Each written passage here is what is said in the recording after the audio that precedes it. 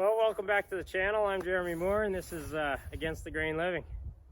This is going to be a little different video. It's mainly about a bit of snowmobile, and I took the tools up, but I was hoping to work on the outhouse. It just didn't work out. But you'll see a bit of snowmobiling along with the cabin build content, because that's really what it's all about, is to get a winter recreational retreat spot and just to be outdoors a ton.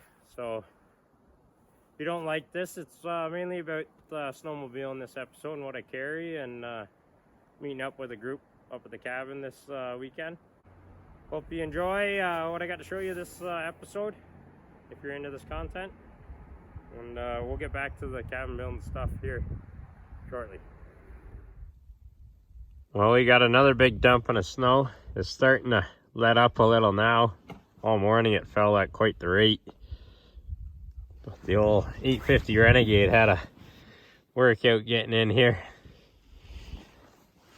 We got a pair of father-daughters coming in after a 2-day trip, so we got some food to put on the stove for them. They're going to come in and check out the place for the first time, so it's really just going to be digging out. I did bring the tools to try to work on the outhouse a bit, but by the time we shovel out, and I'm going to clear off the deck, all the steel and lumber there, get both wood stoves going and deal with all the food. I don't think I'm going to get much footage today of doing anything, just because there's a chance it'll turn to rain today, and I don't want all the tools sitting out, but we'll get this cleared off. Maybe we'll get a bit of footage today. Don't get your sled stuck at the camp.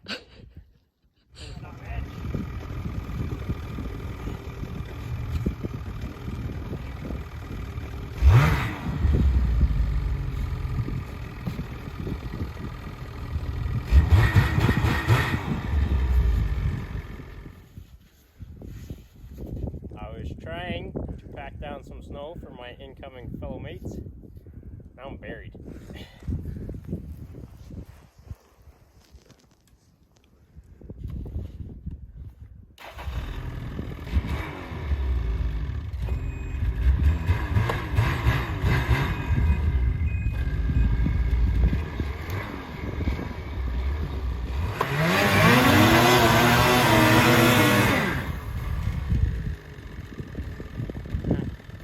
Still stuck. Well, due to the fact that we got 4 more trail snowmobiles coming in, I tried to pat down some paths with my sled. I pretty well got stuck there, right in tight to that tree there. And Michelle's been digging me out for a while. She did have the camera rolling for some pretty eventful things, but when we went to watch the footage back, it was only a 3-second clip. Anyway, we lost it coming up the hill here, in tight to the trees. Had to cut all the shrubs out of the way.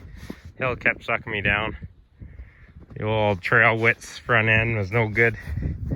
Couldn't get it on edge to get it out. And I got a worn out belt from towing everything. We thought we had her squared up here, and she just trenched hard. Kept going across the hill there. We had this all trampled with footprints, packed it all down.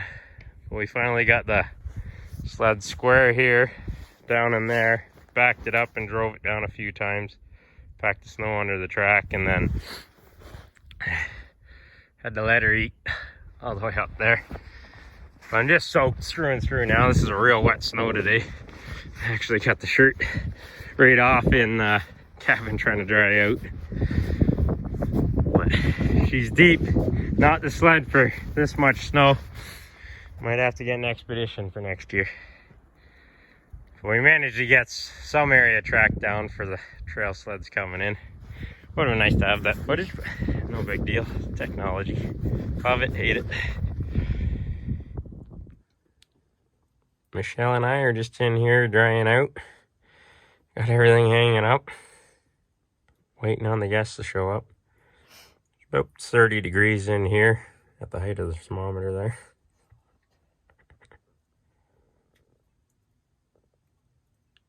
I think I hear him coming now, actually.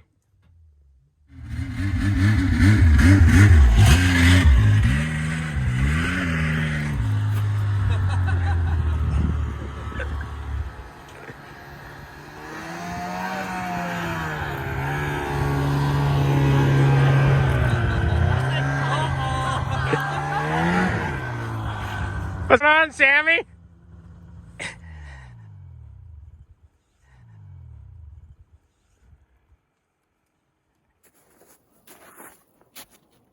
Well, this past weekend, I didn't get a whole lot of footage for you.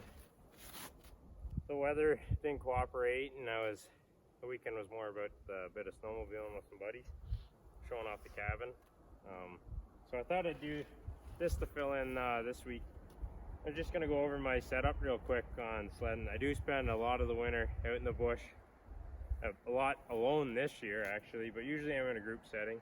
But I'm generally the one that carries everything to get us out of those oh crap moments, or prepared if we have to spend the night in the woods. So I thought I'd quickly run through a bunch of this stuff. So like, you know, I have a Renegade 850, but I have all these accessories I've added afterwards that I find necessary. Everyone thinks it's a whole lot of extra baggage, but I got these gear ties here. They keep my silky saw on. I love these. You've seen them used on the channel, but it's pretty quick to get it right off. I do have leg straps for the sheaths, but don't run them in the winter time. The sheaths can stay right there, and I just pull the saw out quick and cut some stuff off the trail. Or if I get, well, as you see in the previous footage, I got into a bit of the shrubbery. But I have an axe holder on the side. I just have this S-Wing, I think, axe. I don't use it a whole lot, and I'm not a fan of it, but it'll get me out of a pinch. So that stays on the side of the sled as well. And then I have a series of bags here. I'll set up the table and the toboggan, and we can go over quick the contents. This big bag here, the 31 liter, it's not on all the way right now, but it'll hold a ton of stuff, and it's mainly just for my overnight. Like, I do a lot of 3-day trips. I've done a 5-day and 7-day saddle bagging, where we just live off the sled for the whole week. So that's usually all my clothes and stuff in there. But this pack here is what I really want to go over with you. This stays packed all the time, and it is my tools, my survival, my first aid, everything. So we'll set up the table and go over that. But I have 15 liters of gas with me all the time, and if I am on a long trip, because it's an oil injected sled, I carry just hold a gallon of oil, and it'll click right back on, just like all these accessories. They're click on and off. And just a safety strap. When I don't need that much oil, I always have a liter with me in the glove compartment. So there's the axe, the gear ties, the stuff. This pack, I forget the size of it, it's like 21 liters, something like that, but it's got a rolly pole system on it, so you can poof it right up if you have to. If I take my big spare gloves, sometimes I just put them under the flap, button it back up. That's a little twig stove. That's a water bottle full of food, like a 1 liter Nalgene with a stainless steel nesting cup in there. So I have some food for the night, and then if I gotta cook stuff or melt some snow for water if it's that bad. This here is just so it's got matches and Esbit tablets, and then this is just a little twig stove, and I keep there's some aluminum foil and stuff in there to act as a lid and a windshield.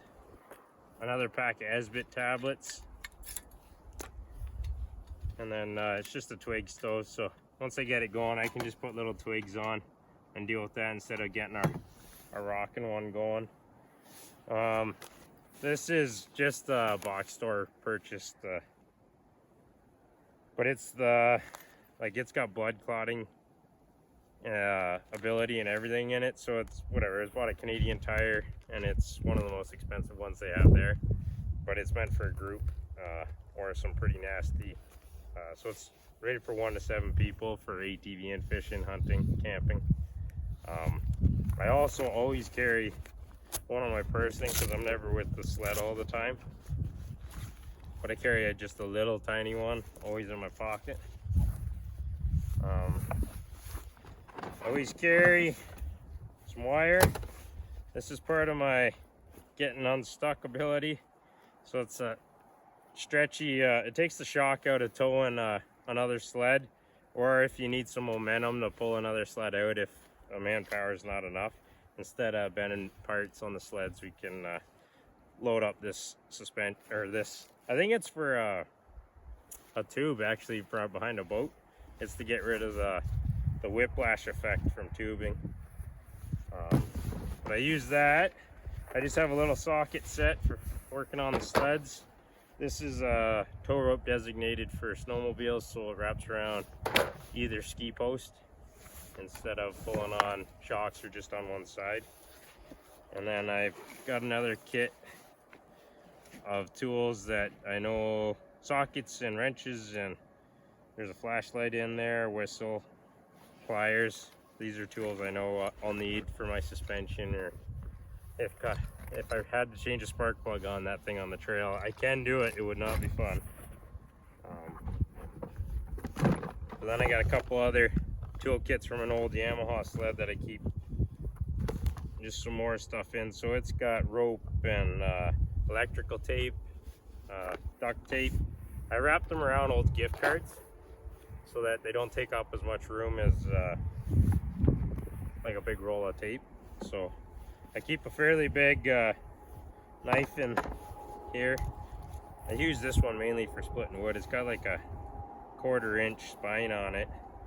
It's not an expensive knife. I actually got it from the fire department Christmas party, so can't see it being worth any more than 15-20 bucks, but it does have a fire steel on it. So that's in here, zip ties, and then I carry a siphon as well. So I do have 15 liters of fuel. That can get us out of most situations, but sometimes if we come across someone that needs quite a bit of fuel, or we need quite a bit of fuel, we can, between this and the jerry can, we can siphon out other people's tanks into the jerry can and dump it in the sled that requires it. But it's one of these, you just shake it and it'll pull the siphon, so you don't have to be spitting fuel out in your mouth in the woods. So that's that pack.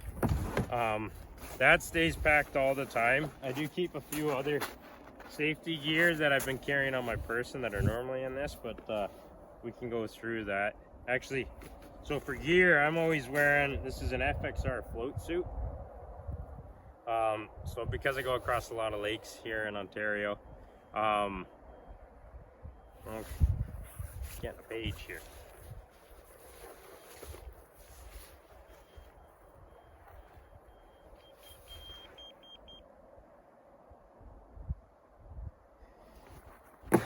That's for the other fire station in the township, so we don't need to go to that. Yeah, so this gear's got the floater technology in it, so if I do go through the ice, it'll help me float. I am trained in ice water rescue. I do have a set of the hand picks. I used to wear them around my neck. I don't wear them anymore because I don't find it hard to get back on the ice when I go in. I can just climb out without them, so I don't carry the ice picks anymore. So that's just me. I mean, they would help you in a situation. I mean, if you were injured and didn't have your full physical ability, they'd probably help you instead of just relying on your grip and stuff. But I picked out this suit because of the float and because it had the most pockets out of everything. So usually all my pockets are full. Like I got the first aid, I got fire starting, I got multi-tool, balaclava, toque, spare cables for the electric helmet, hot paws, granola bars and all that stuff. There's pockets inside and out. It does have a couple vents, but this is actually one of a super warm setup. So if you're going to be working, the first thing that you got to do is pull off this coat. And then for boots, I run these Climb. They're actually a snow bike boot because I have ambitions to get into that sport some year, but they're not the warmest boot, but they offer a ton of ankle support if I were to crash riding. And then typically wearing these uninsulated Skidoo mountain gloves. It doesn't have to be Skidoo, but I wear an uninsulated winter glove because I am generally running the handlebar muffs. So I have bar warmers on that snowmobile, of course, and I like running the small gloves with dexterity, and these things pretty well stay on the sled all the time. So they stay open, they don't collapse, they don't fall out of the way. They have a transparent window to see what's going on with your buttons and switch gear. But my hands are never cold with these on, and the light gloves just offer a ton more dexterity for your controls. I also always carry, because if the sled were to break, I don't have my heated bars, or if I was there for the night, those are definitely not keeping me going. So either I take these massive leather mitts with me, and they got a removable liner so you can dry them out if you have to, but you can spend the night in those. And I always carry these FXR. They're a heated gloves, so they have a battery operated function with 3 heat settings, and they're always in my back bag beside the lunch bag. But yeah, if I had to spend the night, I'd rock the heated setup as long as I could, and then I'd switch to the big mitts and obviously have a fire going. But my helmet I run is a Skidoo oxygen helmet. I like it because of the field of view out of that is just insane. You don't have tunnel vision, and then it's almost all the helmets are coming with the sunglasses built in, but it's got the built-in ear protection. So when I put like a 10-hour day on the snowmobile, I don't like listening to the drone all day, the exhaust. So I do like the muffs or the earmuffs, and it's got a built-in chin curtain, so I don't tend to even wear a balaclava with this helmet, not unless it's colder than -25 Celsius. It's got vents and the quick bucket, but I really do like the magnetic hookup to this helmet instead of being on the side of the visor like a lot of other heated lenses, and it runs the like a running light, a red light in the back for if there's a lot of snow dust kicking up, people behind me can see me a lot better. So I run that, and one of my other tricks of the trade is I run 1.5 liters.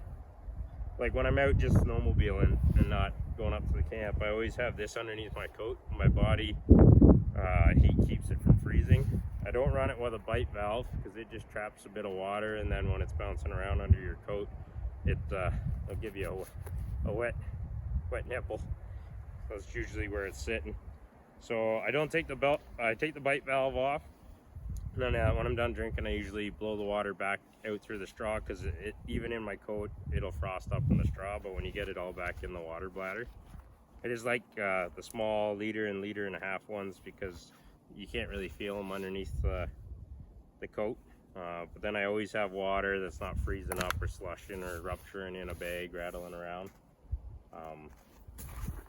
And I generally always have just a little lunch bag with me all the time in that back bag here, and it's got snacks for the day and some other drinks.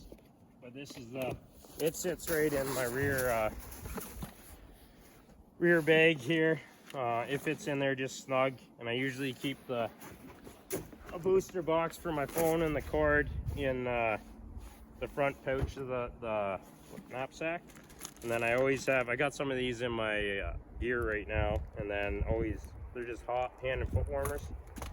So they're in this bag with the gear straps. I got those looped gear straps, and always a ratchet strap with me. And then there's enough room beside the the knapsack that I always fold these up and have them in there. And what else? So I always have a headlamp on my person on an inside pocket so the batteries don't freeze. This is just a black diamond, I think. Yeah, it's a waterproof one because you get stuck out there at night. My toolkit had a flashlight, but the cold tends to kill the batteries and things, so I always try to keep anything electronic on the inside layer of my coat.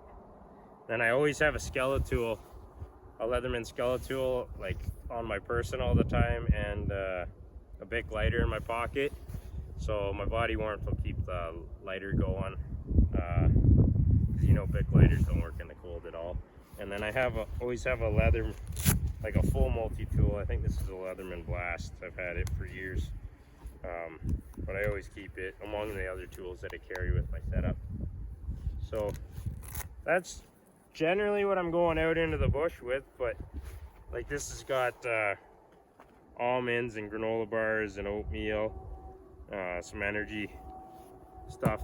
So I don't carry water in that because I generally have 1.5 liters with me every day I go out, and then I usually have another drink in the lunch bag. And then if it was that bad, or if it was a group I had to help hydrate, we can melt snow in the twigs over a full fire with the stainless cup. But I have the ability to get trees and stuff out of the way and straighten out some parts or repair parts on the sled with duct tape and zip ties and wire, sticks, and ability to tow down sleds. I have extra fuel, extra oil, spare belts always in the snowmobile, because I haven't had to experience a night out in the woods yet, but it's probably because I carry all this stuff that I can get everybody back out. So people usually enjoy snowmobiling with me because they know I got them covered. Anyway, that's just a little bit. I've always got a set of leather mitts with me for working on stuff, because if a belt blows, it's dirty in there. And spend a bit of money on the snowmobile gloves and all that, so generally just have a leather mitt on for doing any of the work. And yeah, that's pretty well my setup when I go out. It's probably a long, boring video for most, but you always see all my bags on the sled and wonder what's in them, so here you go. I haven't been wearing these when I work up at the cabin. I just wear some Dunlop rubber boots. But yeah, I'm rambling on now, so we'll see you next time we're up at the cabin. I got a week where I won't get up there, but thanks for watching, and we'll see you next time. Hopefully we can get started on this covered deck here shortly. I do have another overnighter planned here, not this weekend, next weekend. And yeah, stay tuned, follow along. Please like and subscribe, tell your friends, and hope you enjoy. So I forgot to mention, I always have a roll of toilet paper in the front glove box, and if I didn't mention, I have paracord, a roll of it, and paracord bracelets, and I always have one on me. I also have an SOL tarp, emergency tarp. I always keep that for shelter. And then I usually have a space blanket on my person. So with all these pockets, I usually have the most minimalist bare essentials if I were to be separated from my sled, because after all, everything's in that pack. So I do have water on my back, I have fire starting ability, I have cutting ability, I have rope on me with the paracord bracelets, I have the cheap dollar store emergency space blankets. So that's a rough day if I got to get into the tiny little first aid kits and stuff on my person, but at least I have them, or I have them for the group, because it wouldn't be too hard to get separated from a sled, especially if it went down through the ice and you floated and had to deal with a soaking wet body yourself. So I carry fire starter as well, because in that situation of distress, it can be difficult building the fire, especially in the wintertime out in the bush, but you would need it to make the night. So anyway, that wraps up all the gear that I carry with me. hopefully maybe some of you guys got some ideas to carry with you when you're out in the wilderness, especially in the winter time, because you just never know. And this stuff's super important now that I spend a lot more time out there alone. Usually I'm always in a group setting, but this year with the cabin, I've been spending a lot of time in the woods alone. But we're prepared anyway.